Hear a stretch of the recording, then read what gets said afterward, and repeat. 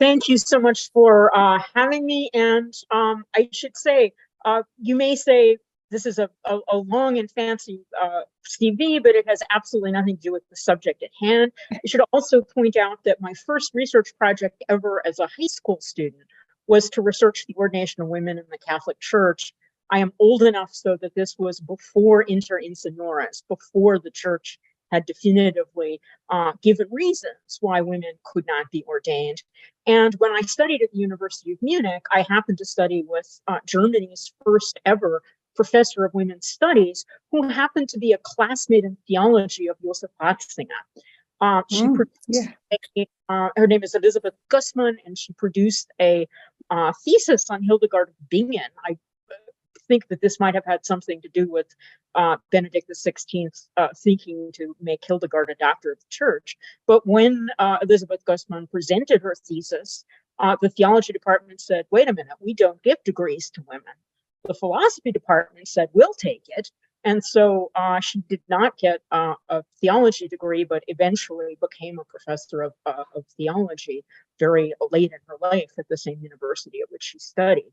So, and when I say when it says that I work in the early history of feminism, I mean very early. I work in medieval sources, and this is one of the things that caused me to investigate the origins of the church's view of complementarity, because as Susan Ross, who I think may have spoken to this group, but whose work you probably know in any event, has said, the medieval church, the fathers, and I will argue also the scriptures, do not have a notion of complementarity.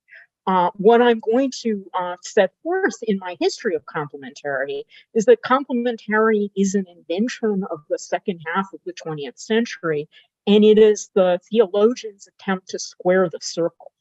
Before the late 20th century, everyone who argued that men and women were equal argued that they were essentially the same. And everyone who argued that men and women were different argued that men were better. And I'll go through the history of complementarity as I had planned to. I will recommend to you the piece that I think Deborah was referring to, which is a publicly available piece on the role of popes in the invention of complementarity. I'm going to begin, though, someplace I wasn't planning to begin. When I saw that the programs that I was going to talk about, the Petrine and the Marian principles as referenced by Pope Francis, I thought, oh no, that's exactly what I'm not equipped to talk about, because that comes from the theology of Franz Urs von Balthasar, which I'm not acquainted with. But then I started looking at the Francis interview more closely, and that is where I am going to begin. And I'm going to begin at the very beginning of the Francis interview, where Francis is asked, by America, who is Jose Mario Bergoglio? This is actually an earlier interview. He says, perhaps I can say that I'm a bit astute, that I can adapt to circumstance, but it is also true that I'm a bit naive.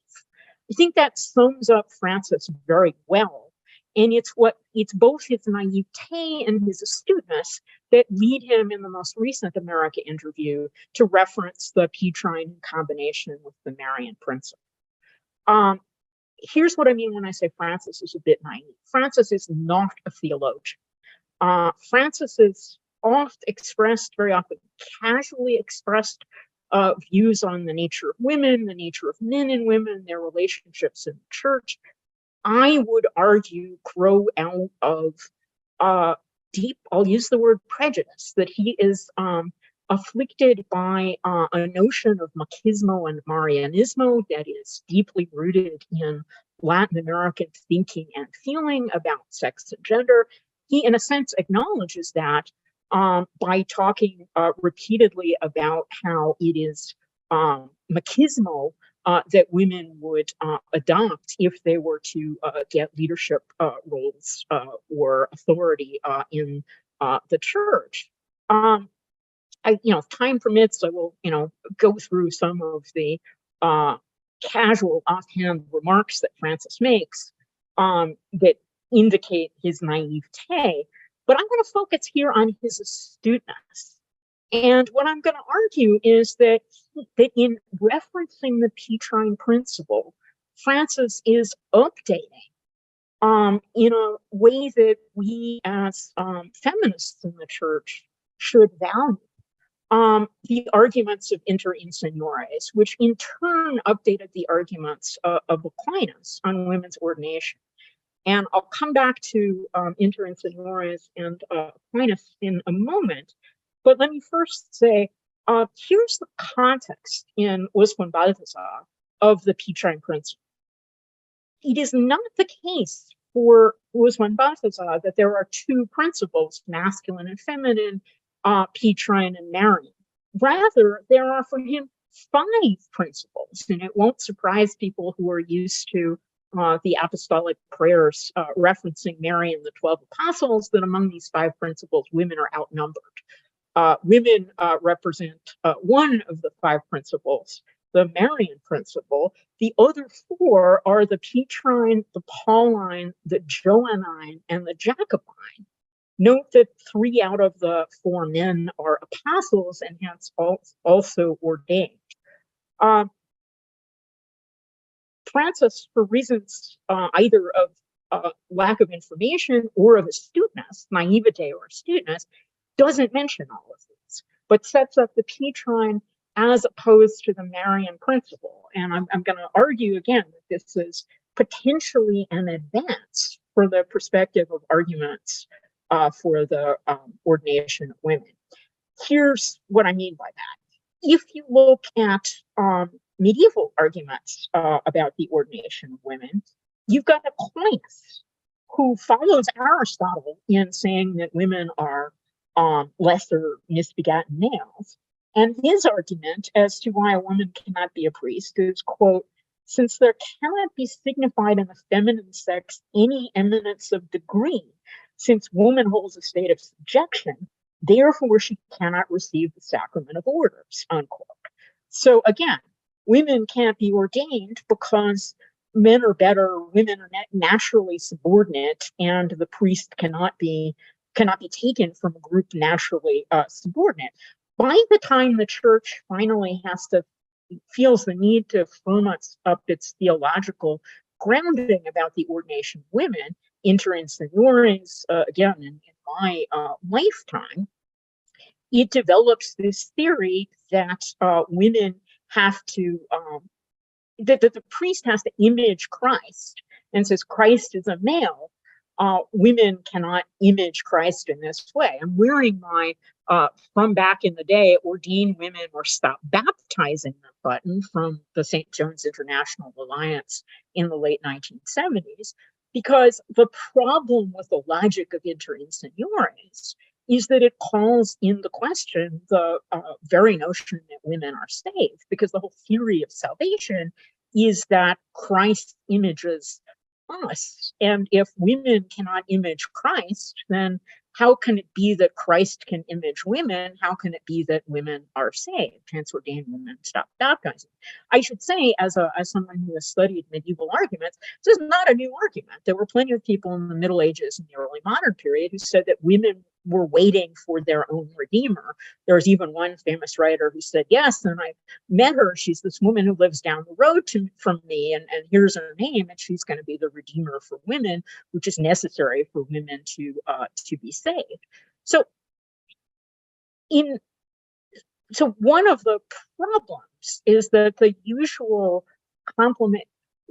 metaphors of complementarity have in them already the heritage of inequality, right? So if it's Christ and Mary, that is already a lack of parallelism, a lack of equality.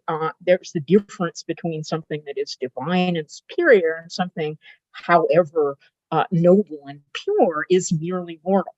So I want to argue that it may be Francis's astuteness as much as his naivete for him now to substitute the Petrine principle and to make the parallel between Mary and Peter rather than the more traditional parallel between Mary and Christ. And the parallels that pre-exist, that feed into the heritage of complementarity, you'll see immediately the problem with it once I run through the nuptial metaphor, which is the metaphor that very often is seen to govern. So the nuptial metaphor, which the popes are very fond of, establishes parallelism between the following nuptial pairs: Yahweh and the people Israel, Christ and the church, the priest and the people, the husband and wife.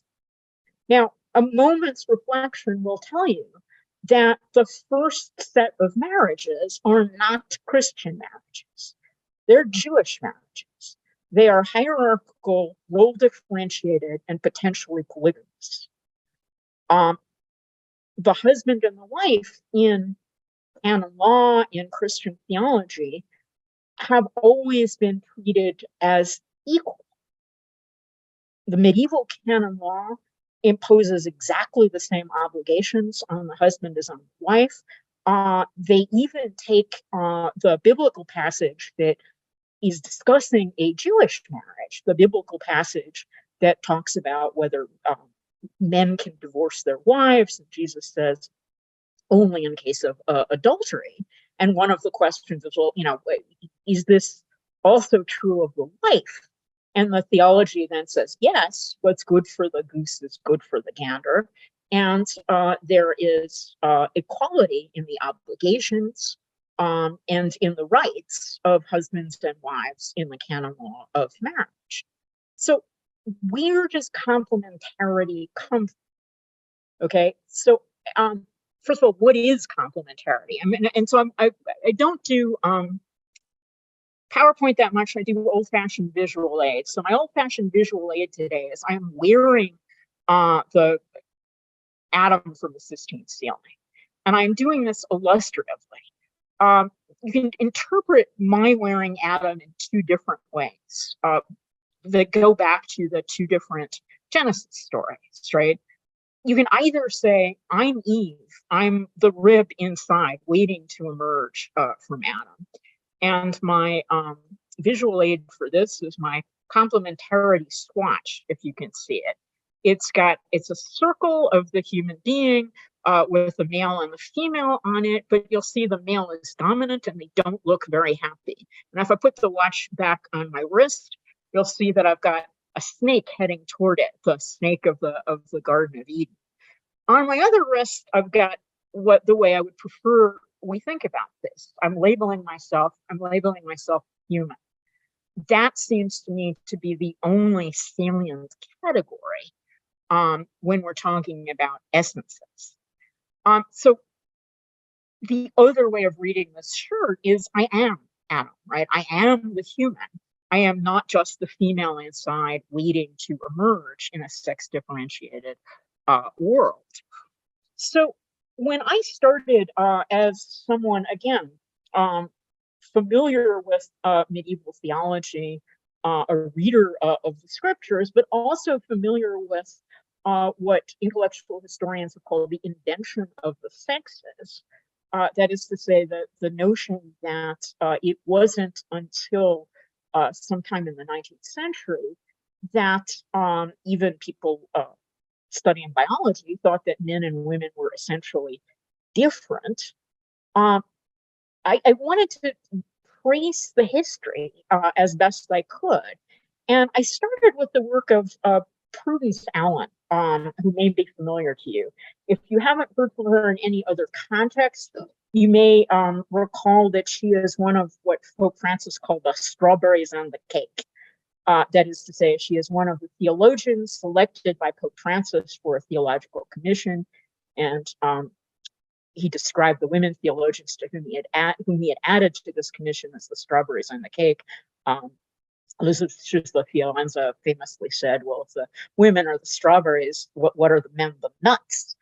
But Sister Prudence Allen had, at the time I started my research, published 2 volumes of a history of the theology of women, in which she was looking for the origins of complementarity. And I read through it and I saw many authors about whom I had written, including, for example, Christina Pizan, the author of the famous City of Ladies, one of the first named professional authors, and also one of the first feminists in 14th century France. And I didn't see any trace of complementarity in it. I actually wrote Sister Prudence and said, tell me if I'm missing something, but there isn't any complementarity in what you have pointed out. Because again, everyone who thought the sexes were equal thought they were the same, and everyone who thought the sexes were essentially different thought that men were better. And she said, wait for my third volume. And she very kindly actually sent me a copy of her third volume, and that demonstrated for me what I had already suspected, which is that neither the word nor the concept complementarity have any precedent before the 20th century.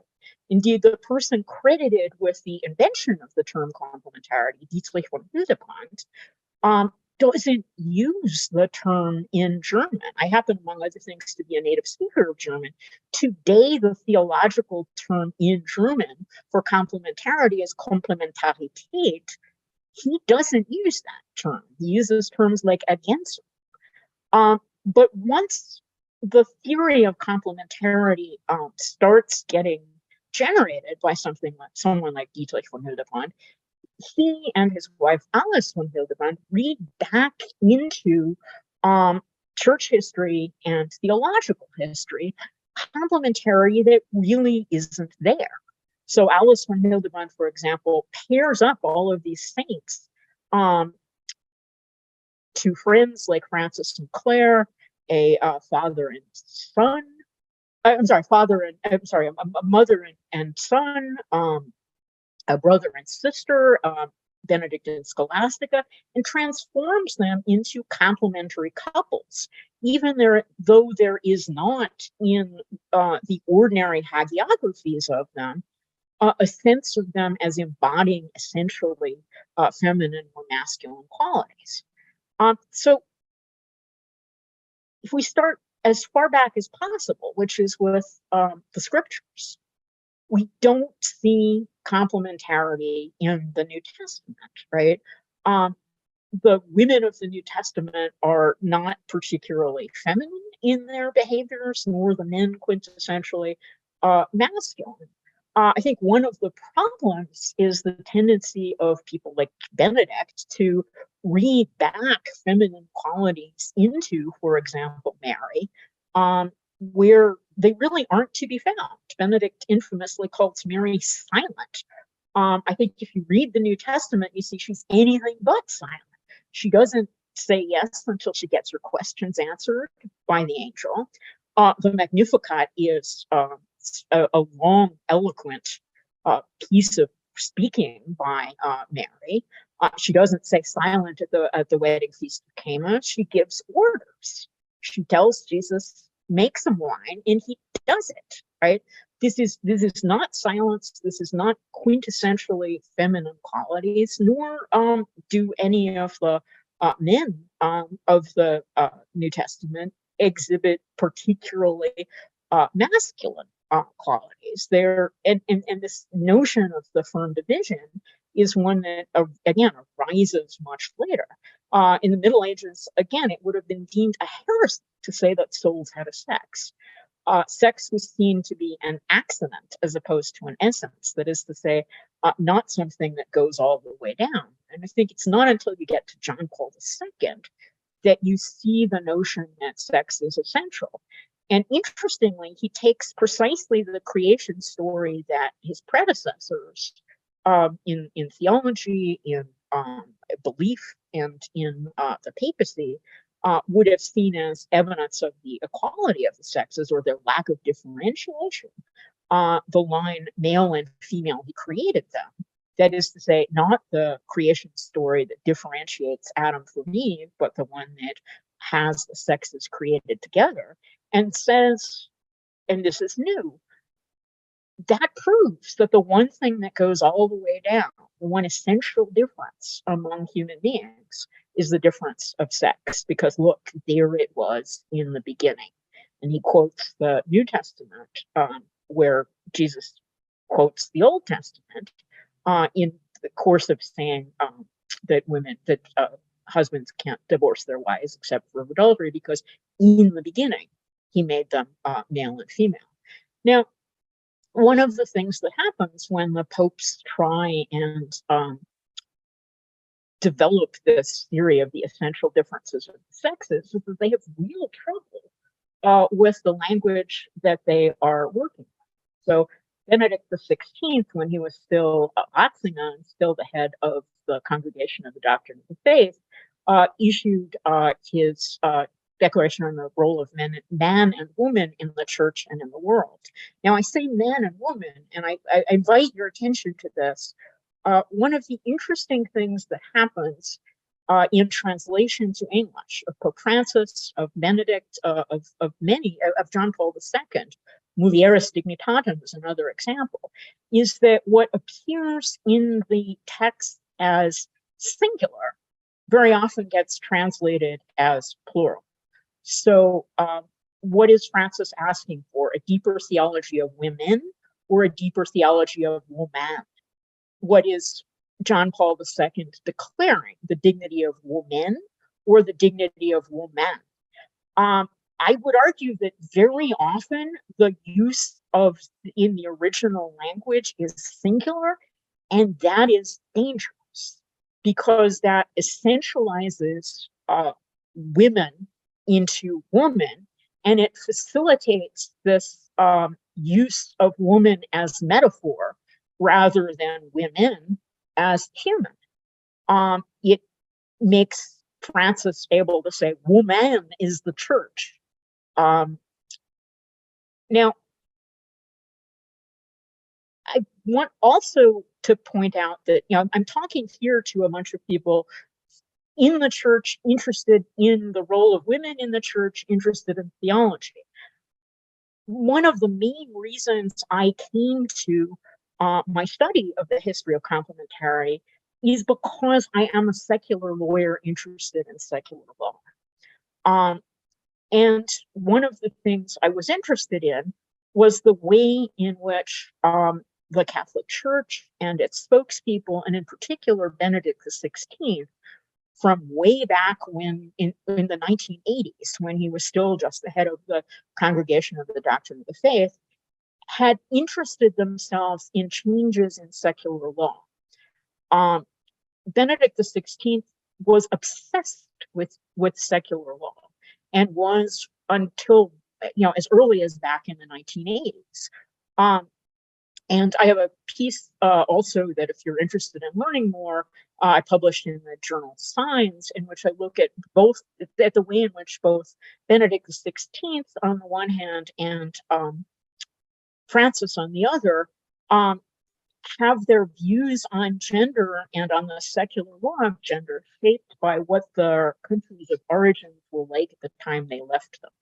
When Ratzinger left Germany, Germany had just issued through its constitutional court the most progressive opinion in the world on trans rights, and was also moving in a feminist direction, and this worried Ratzinger. Similarly, when Francis left to become Pope, Argentina had just become the most progressive country in the world on trans rights. And this disturbed both of them. Now, but this turn toward the secular, I would argue, is not new. When I looked for the origins of complementarity, as I said, I could not find them in Dietrich von Hildebrand. I could not find them in any of the sources that Sister Allen pointed me to. Where did I find the most comprehensive statement of what the church now says is its doctrine of complementarity, that it sets against what it calls gender ideology? I found it in a really obscure document by Pius XII, issued again in the second half of the 20th century, immediately after World War II. And it's not a document about theology, it's a document about politics. Pius II is speaking to Italian women and facing the fact that the Italian Constitution is now going to give women the right to vote. So he has to deal with the fact that women are now going to be political actors, and he describes complementarity as the appropriate response of women to their new political rights. Just because you have the right to vote doesn't mean that you are placed in the family, doesn't mean that your essential feminine nature and feminine differences are going to be affected. So the thing that I discovered that surprised me was that it's not the case that complementarity started in the church and in theology and then only later moved into the world and into politics. No, it has its origins in the church's response to secular law. And this gets to the final thing that I will mention for this talk before I open it up for questions, which is the relationship between the church's new obsession with complementarity and its opposition to what it calls gender ideology. I don't know how familiar you are with the church's opposition to gender ideology. It has been a feature of Catholic politics in most of the rest of the world other than the United States for decades. It only recently came back to the United States in the last 5 or 10 years. And my argument about this is that what complementarity really is the essentializing of stereotypes about males and females. And in much of the rest of the world, those stereotypes still have purchase or can have purchase in secular law. So I don't know how many of you followed this, but when the French government in 2013 introduced legislation to recognize same-sex marriage, hundreds of thousands of people inspired by Catholics and in particular by people in the Catholic hierarchy and Catholic theologians took to the streets of Paris to protest this, to say this was terrible. And one of the signs that they carried in their protests was, "Don't touch our stereotypes, touche pas à nos stéréotypes," with an image of a little girl in a pink princess outfit and a little boy in a superhero costume. That would not have been possible in the United States because Ruth Bader Ginsburg got there first, right? I'm a constitutional lawyer above all, and as a constitutional lawyer, I can tell you that the constitutional law of the United States, due to the activities of Ruth Bader Ginsburg when she was a litigator for the ACLU, says that, at least until this court decides to dismantle these holdings, that there can be, quote, no fixed notions concerning the roles and abilities of males and females embodied in law. Thus, stereotypes are unconstitutional. Now, that is something I think you can read out of the Gospels, right? Mary and Martha are both women and living their roles very differently. One taking on the Jewish masculine role of learning, the other taking on the more traditional feminine role of working. But both in law and in theology, these roles should not be essentialized. And I'm hoping that Francis's move toward the Petrine principle, if he can now acknowledge that there's not just the Petrine principle, but all these other principles that Usman Balthazar described, can move all of these principles away from essentializing into the sex and gender of the people who occupy them. But I can't leave you that optimistic because, again, I think Francis is stuck in traditional ways. Another America interview, his earliest one, points out that one of the few things he brought with him from Argentina was a picture of an image of Saint Joseph sleeping that he carries with him all the time. Francis has, I said it was bad enough that the ratio of women to men in the prayers of the Mass was 1:12. Francis made it worse. He inserted Saint Joseph into all of the prayers so that there is no woman without male headship. Now, the Protestant churches have had a notion of complementarism far longer than the Catholic Church has had complementarity, but complementarism is associated with male headship. and female subordination, which again is not the medieval, the canon law, the patristic, or the gospel way. I fear, however, it may be the way of Francis. I'll stop. Thank you so much, Professor Case. What we'll do is open the floor after that wonderful discussion and allow you all to ask questions about complementarity or anything else that you've heard tonight. I was wondering, just to start, Professor Case, how does Francis's notion of complementarity and his focusing on the Balthasar principle of Marian and Peter, those principles, how does that square with what he is actually doing in some ways is opening up the church to women's roles in ways that are fairly significant, although much too slow. So how do you see him squaring that he's opening the doors at all to more women in governance or decision-making roles? I mean, I have yet to be convinced that he is opening the church to real decision-making on the part of women. And again, from a theological perspective, substituting Peter as the parallel to Mary is progress, because the alternative is substituting Christ as the parallel to Mary. And that diminishes the dignity of women in comparison.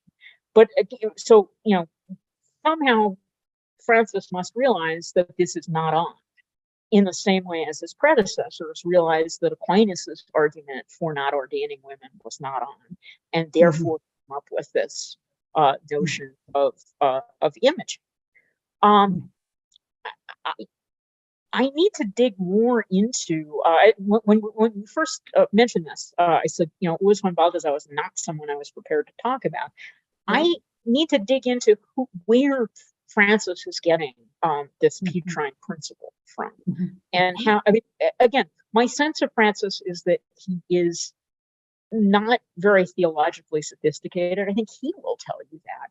But I also, my sense of Francis is that he doesn't get it when it comes to the demands of women for equal dignity and equal rights, RITES, RIGHS, in the church. He says the cardinals were a bad joke. He says he doesn't understand why more influence in the church, because everybody knows every priest is under his housekeeper's thumb. When he starts doing stream of consciousness on women, he is most likely to say something off.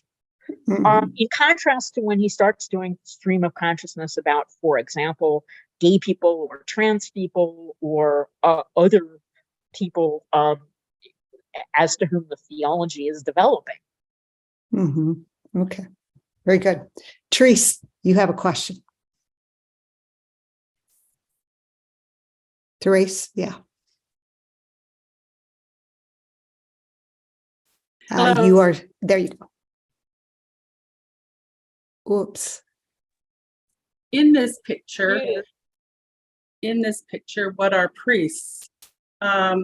Priests stand in for Christ only at certain points in the Mass. That's when they're the groom.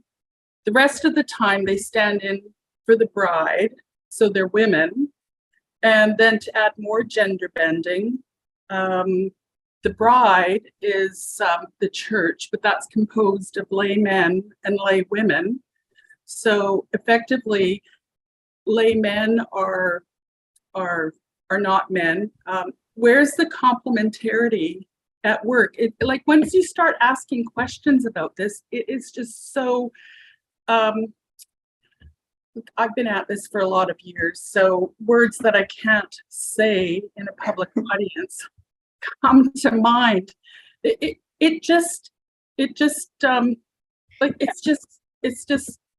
baffled Gab. I mean, you are absolutely right that the math doesn't add up, and again, this is so. let me first come back to Usman Balthazar. And commentators on Usman Balthazar have expanded his group of five to say, well, Christ is always surrounded with other people, and these people fill different roles, and they've added the women, like the women of Bethany, right? So, you might have said that the priest, if the priest is performing a masculine role in the liturgy of the Eucharist, what about women performing the feminine half of that in the liturgy of the Word, given that Mary is the apostle to the apostles, given that the scriptures has the women doing the first work of proclaiming the resurrection? Again, if you go back to the Middle Ages, there were plenty of mystics who saw themselves in a feminine role, also plenty who saw God in a feminine role. Francis, regrettably, doesn't even get the gospel references on this, right? I have another piece up publicly available on SSRN on Amoris Laetitia, and he translates, he elides examples in the Gospels where God is identified as a woman. And, just again, he's not, the lack of precision when precision would cause everything to collapse, would cause the parallelism of complementarity to collapse, is really frustrating when combined with the insistence on precision in something like Inter Inseniores, where Christ is male and therefore only males can represent him. I absolutely agree with you. And the rich history of church thinking is much more in line with what you point out, that if we are going to focus on this nuptial metaphor, then all of the people of God are feminine in relation to God, not just women. But then the people of God are also plural. And again, this idea that the woman is a singular abstract being rather than a multiplicity of beings is another problem with the way the theology is being developed. It seems that by what they're saying is that we have a church where everyone is a woman, and there are no men because the priests are, like I use the word pansexual, like they're. So it gets worse than that, because I've managed to go through this whole presentation without invoking John Paul II and the theology of the body, but one of the problems with the theology of the body is that John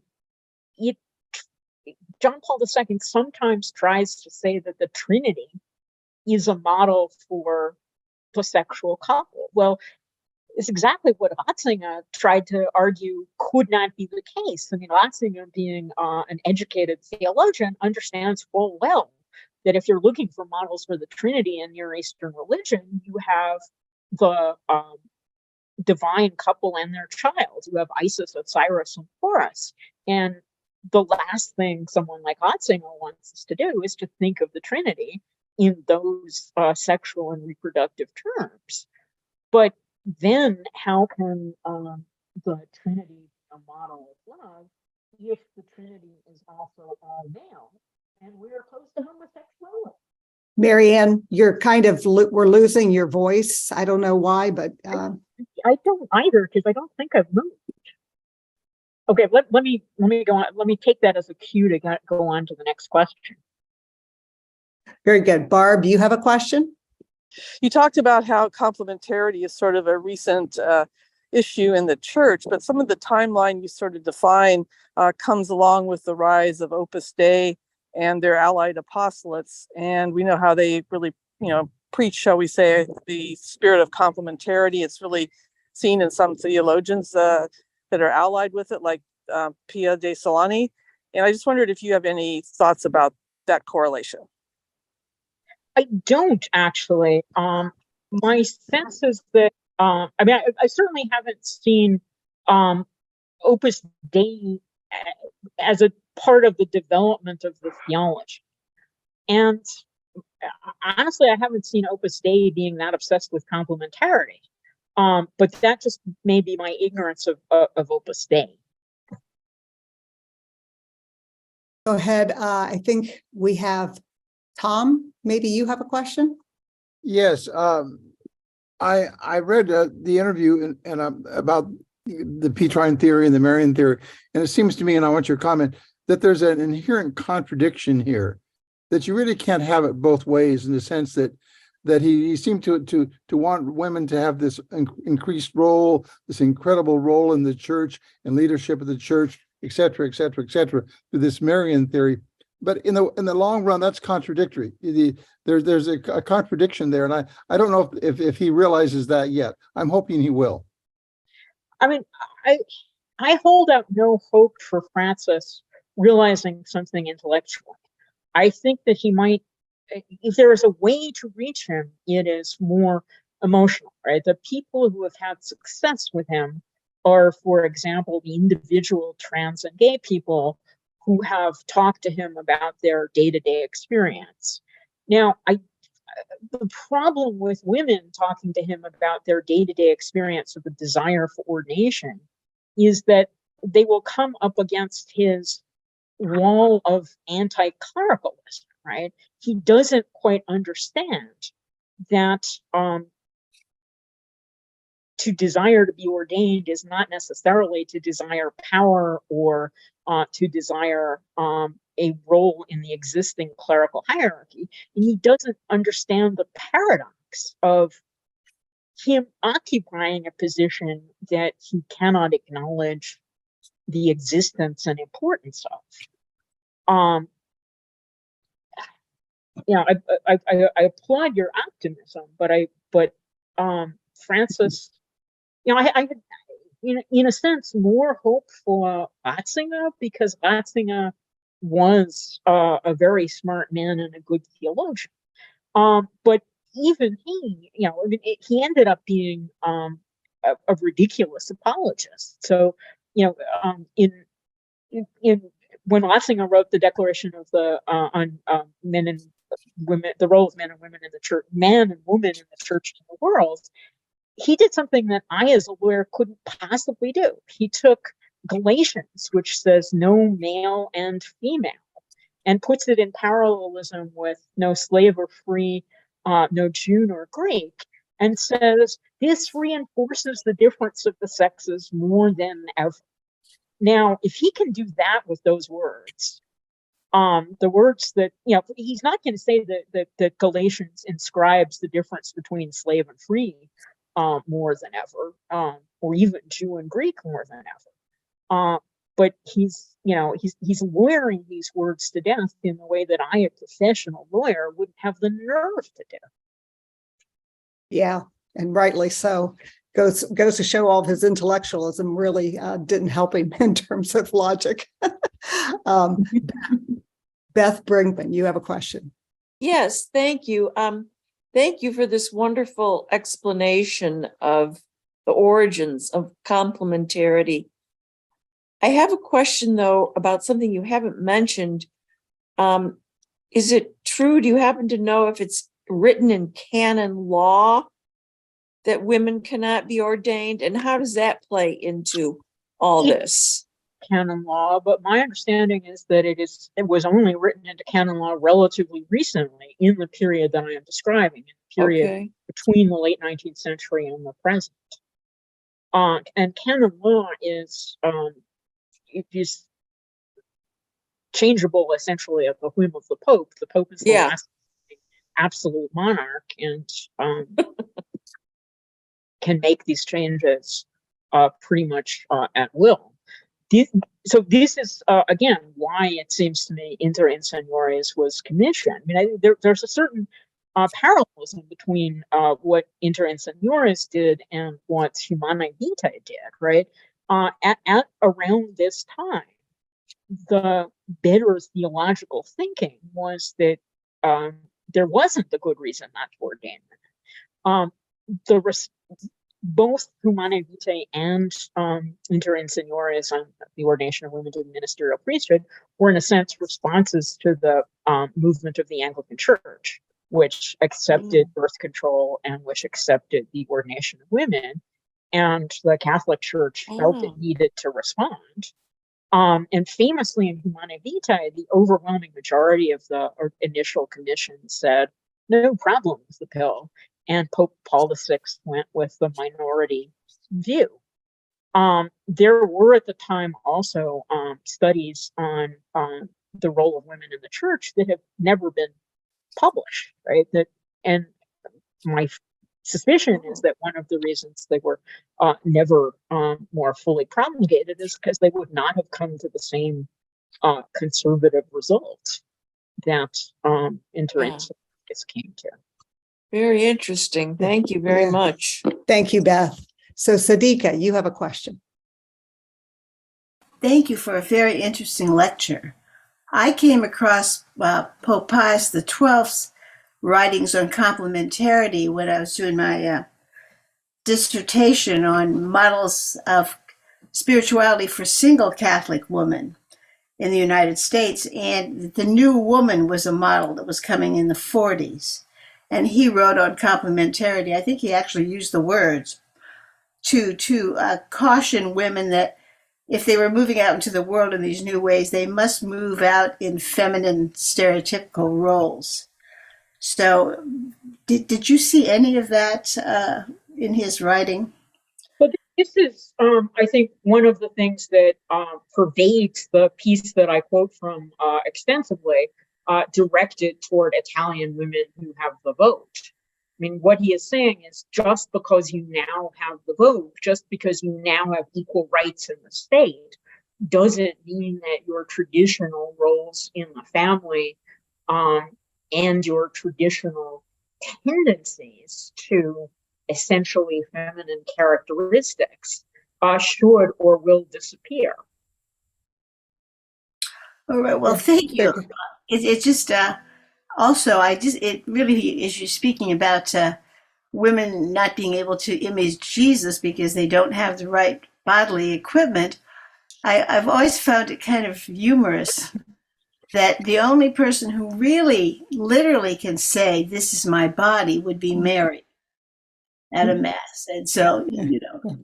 And I am not an expert on this, but there are people looking at the history of the description of Mary as a priest doing exactly this.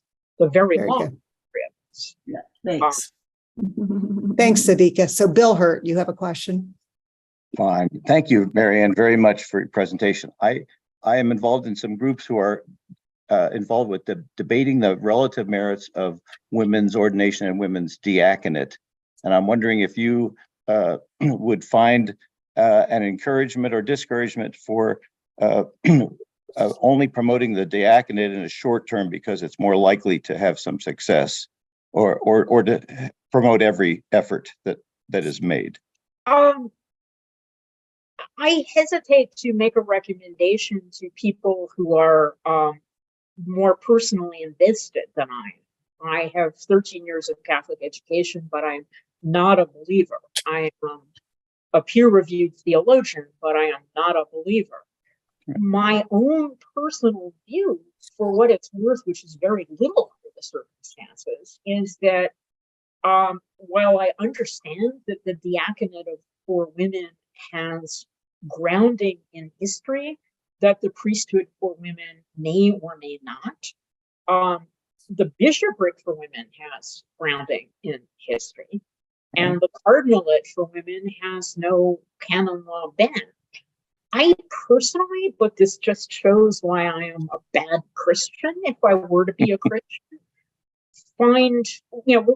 would not be thrilled if women only had the diaconate open to them. Right. Because it is seen to be a subordinate service job.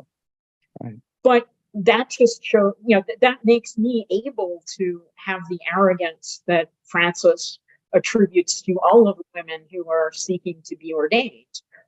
As an outsider, I'm allowed to have that arrogance. And I think the diaconate is missing the fundamental of the equality and the respect for everyone. So why would Thanks, we ignore Bill. that? But that Yeah. you Right. know, Yeah. who cares? I think. Rita, you have a question. Oh, thank you so much. Let me lower my hand. Marianne, thank you. It was really a delight to hear you at FutureChurch. Thanks for arranging this.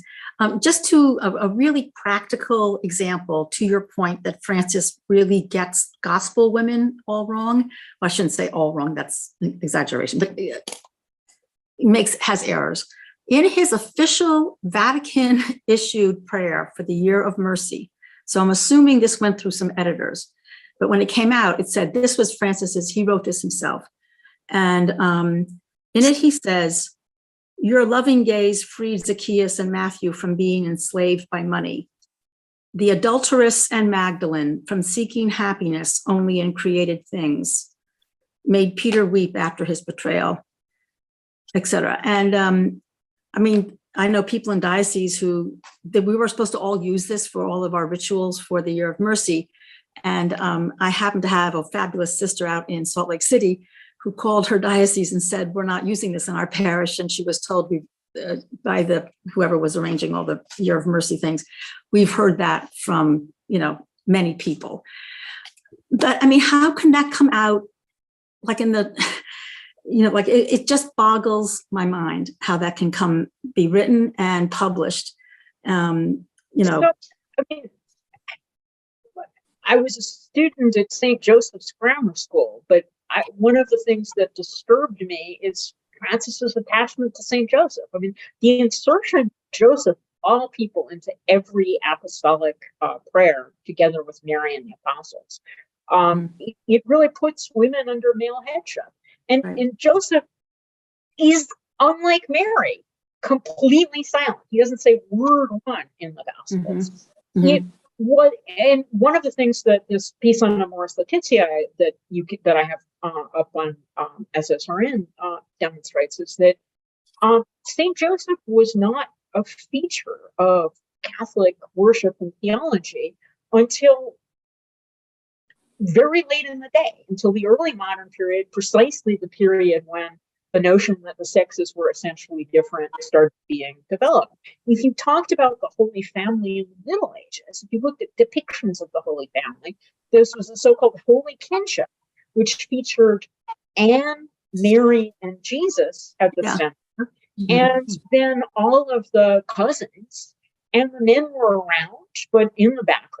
And St. Joseph didn't have a feast day of his own, or churches dedicated to him, or any prominence at all, even in the Holy Family, until the early modern period. And his prominence has only increased, and this is not progress for the role of women and the equality of the sexes in the church. Just a note on Joseph. He has a solemnity, celebration. Right. And Mary recently. Yeah. And several of us requested that Mary Magdalene receive that, and she received a feast up from a memorial, but not a solemnity. And anyhow, that just confirms your point. Thank you. Thanks, Rita. So I'm just going to take one more question because we're already a little bit after the hour. So Margaret Connolly, you're the next one in line. You want to ask your question? Hi there. I was just wanted to clarify something you mentioned at the beginning, that there were 5 principles, not just the Marian and the Petrine. What were the other 3 again, please? And Private Hildebrand or what? The Johannine, the Jacobine, and the Pauline. Okay. And these all go to characteristics that the church needs. So the Pauline is the spreading of the missionary, and the Jacob. I'm not going to be able to recoup them all, but they're all aspects of the behavior of the church and people within the church. And again, 4 out of the 5 are men, and 3 out of the 4 men are priests or apostles. So it cannot be that the Petrine principle stands for the priesthood, at least in the theology of von Balthasar, from whom I think Francis is taking the Petrine principle. It stands for the apostolic succession, for the hierarchy of the church. And that one, Jolyon, I'm not hearing that properly. So Jacobine, I'm hearing, but Jolyon? Who's John, the apostle John. John the Apostle? Okay, thank you. So the principles derive from Paul, James, and John, as well as Peter and Mary. Got it. Thank you. Thank you. Thanks so much. We appreciate all those questions. They were, and this wonderful, very informative presentation. There's a lot to learn, and you've really helped us along, Professor Case.